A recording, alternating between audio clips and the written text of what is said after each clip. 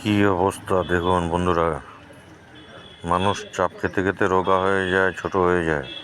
এখন দেখুন, এই হচ্ছে 1 টাকার কয়েন, ছোট হতে হতে ভ্যানিশের পথে, তারপরে চলে আসলো 2 টাকার কয়েন, সেম সাইজ 1 টাকা সাইজ, 1 টাকার মতো ছোট সাইজ, ছোট হতে হতে তারপরে চলে আসলো 5 টাকার সাইজ।